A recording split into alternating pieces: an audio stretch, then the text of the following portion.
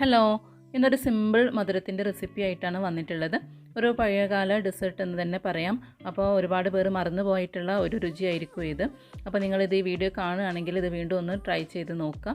വളരെ പെട്ടെന്ന് ഒരു 10 മിനിറ്റ് കൊണ്ട് തന്നെ നമുക്ക് ഈ ഡെസേർട്ട് ഉണ്ടാക്കിയെടുക്കാനായിട്ട് പറ്റും. അധികം ഇൻഗ്രീഡിയൻസിൻ്റെ ഒന്നും ആവശ്യമില്ല, വളരെ കുറഞ്ഞ ഇൻഗ്രീഡിയൻസ് മതി. അപ്പോൾ ഇതെങ്ങനെ തയ്യാറാക്കാമെന്ന് നോക്കാം. അപ്പോൾ ഞാനൊരു സോസ് പാനിലേക്ക് ഒരു അര കപ്പിനടുത്ത് ചൊവ്വരി എടുത്തിട്ടുണ്ട്. ഇതിപ്പോൾ ചെറിയ ടൈപ്പ് ചൊവ്വരിയാണ് കേട്ടോ. അപ്പോൾ ഇത് സോക്ക് ചെയ്യേണ്ട ആവശ്യമൊന്നുമില്ല, നമുക്ക് ഡയറക്റ്റ് ആയിട്ട് തന്നെ ഇത് കുക്ക് ചെയ്തെടുക്കാം. അപ്പോൾ നിങ്ങൾ എടുക്കുന്നത് വലിയ ടൈപ്പ് ചൊവ്വരിയാണ് എന്നുണ്ടെങ്കിൽ ഒരു അരമണിക്കൂർ ഒന്ന് സോക്ക് ചെയ്തെടുത്തതിന് ശേഷം കുക്ക് ചെയ്തെടുക്കുകയാണെങ്കിൽ വളരെ പെട്ടെന്ന് തന്നെ കുക്കായി കിട്ടും. നമുക്കിതിലേക്ക് ആവശ്യത്തിന് വെള്ളം ഒഴിച്ചു കൊടുത്തിട്ട് ഇതൊന്ന് കുക്ക് ചെയ്തെടുക്കാം. ഞാനിപ്പോൾ ഇതിലേക്ക് ഒരു 1.5 കപ്പോളം വെള്ളം ഒഴിച്ചിട്ടാണ് ഇതൊന്ന് കുക്ക് ചെയ്തെടുക്കുന്നത്. അപ്പോൾ ചൊവ്വരിയൊക്കെ വളരെ പെട്ടെന്ന് തന്നെ കുക്കായി കിട്ടിയിട്ടുണ്ട്. ഇനി ഞാനിതിലെ വെള്ളമൊന്നും കളയുന്നില്ല, ഡയറക്റ്റ് ആയിട്ട് തന്നെയാണ് ഉപയോഗിക്കുന്നത്. അധികം പശയൊന്നുമില്ല.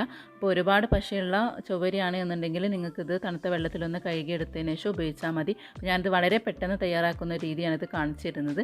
അപ്പോൾ ഞാനിതിലേക്ക് ഡയറക്റ്റ് ആയിട്ട് തന്നെ പാലാണ് ഒഴിച്ചു കൊടുക്കുന്നത്.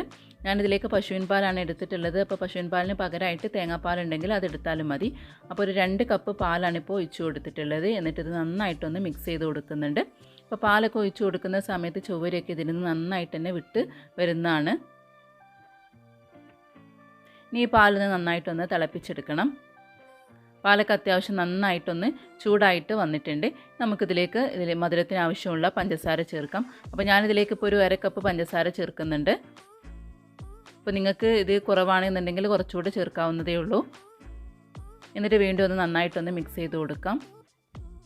ഇതിലെ ടേസ്റ്റൊക്കെ ഒന്ന് ബാലൻസ് ആവാൻ വേണ്ടിയിട്ട് ഞാനിതിലേക്ക് ഒരു പിഞ്ച് ഉപ്പ് കൂടെ ചേർക്കുന്നുണ്ട്. എന്നിട്ട് വീണ്ടും ഒന്ന് മിക്സ് ചെയ്ത് കൊടുക്കുന്നുണ്ട്. ഇനി ഇതിലേക്ക് അടുത്തായിട്ട് ചേർക്കുന്നത് കഷ്ണങ്ങളാക്കിയ നേന്ത്രപ്പഴമാണ്. അപ്പോൾ ഞാനിപ്പോൾ ഇവിടെ ഒരു വലിയ നേന്ത്രപ്പഴം എടുത്തിട്ട് ഇതുപോലെ ക്യൂബ്സ് ആക്കി കട്ട് ചെയ്തെടുത്താണ് അതിലേക്ക് ഇട്ട് കൊടുക്കാം. അപ്പോൾ ഈ ഒരു അളവിലേക്ക് ഒരു 2 നേന്ത്രപ്പഴം വരെ ചേർത്ത് കൊടുക്കാം. എന്നിട്ട് നന്നായിട്ടൊന്ന് മിക്സ് ചെയ്തെടുത്തതിന് ശേഷം നേന്ത്രപ്പഴം ഒന്ന് നന്നായിട്ട് കുക്കായി കിട്ടണം. അപ്പോൾ അതിനായിട്ട് ഇതൊന്ന് അടച്ചു വെച്ചിട്ട് നമുക്കൊരു 2-3 മിനിറ്റ് ഒന്ന് കുക്ക് ചെയ്തെടുത്താൽ മതി. ഇതിപ്പോൾ 2-3 മിനിറ്റ് കഴിഞ്ഞിട്ടുണ്ട്. നമുക്കൊന്ന് തുറന്ന് നോക്കാം. അപ്പോൾ ഇതൊക്കെ നന്നായിട്ട് തിളച്ച് വന്നിട്ടുണ്ട്. നേന്ത്രപ്പഴമൊക്കെ നന്നായിട്ട് വെന്ത് കിട്ടിയിട്ടുണ്ട്.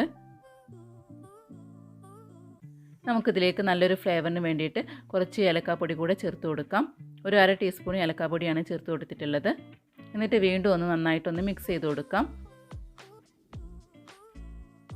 നമുക്കിതിൻ്റെ തീ ഓഫ് ചെയ്തിട്ട് നമുക്കിതിലേക്ക് കാഷ്യൂനട്ടും അതുപോലെ കിസ്മിസൊക്കെ ഒന്ന് വറുത്തെടുക്കണം. അപ്പോൾ അതിനായിട്ട് ഒരു ചെറിയ പാനിലേക്ക് ഞാനിപ്പോൾ ഒരു 1.5 ടീസ്പൂൺ നെയ്യ് ഇട്ട് കൊടുക്കുന്നുണ്ട്. ഈ നെയ്യ് ഒന്ന് ചൂടായി വരുന്ന സമയത്ത് ഞാനിതിലേക്ക് കാഷ്യൂനട്ട് ഇട്ട് കൊടുക്കുന്നുണ്ട്. ഇനി ഇതൊന്ന് ബ്രൗൺ നിറമായിട്ട് വരുന്നവരെ ഒന്ന് വറുത്തെടുക്കണം. കാഷ്യൂ ഒന്ന് ബ്രൗൺ നിറമായിട്ട് വരുന്ന സമയത്ത് നമുക്കിതിലേക്ക് കിസ്മിസ് ഇട്ട് കൊടുക്കാം. എന്നിട്ട് ഇതൊന്ന് നന്നായിട്ട് പഫായിട്ട് കിട്ടുന്നവരെ ഒന്ന് റോസ്റ്റ് ചെയ്തെടുക്കണം. അപ്പോൾ ഇത് രണ്ടും നന്നായിട്ട് ഇപ്പോൾ ഇവിടെ റെഡി ആയിട്ടുണ്ട്. നമുക്കിതിലേക്ക് ഒന്ന് മിക്സ് ചെയ്ത് കൊടുക്കാം.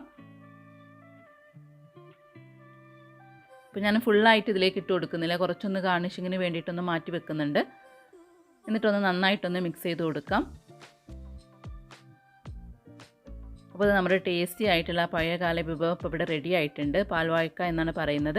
അപ്പോൾ നല്ല ടേസ്റ്റി ആയിട്ടുള്ള റെസിപ്പിയാണ് ഇത്. വളരെ പെട്ടെന്ന് നമുക്ക് തയ്യാറാക്കി എടുക്കുകയും ചെയ്യാം. അപ്പോൾ എല്ലാവർക്കും റെസിപ്പി ഇഷ്ടമായി എന്ന് വിശ്വസിക്കുന്നു.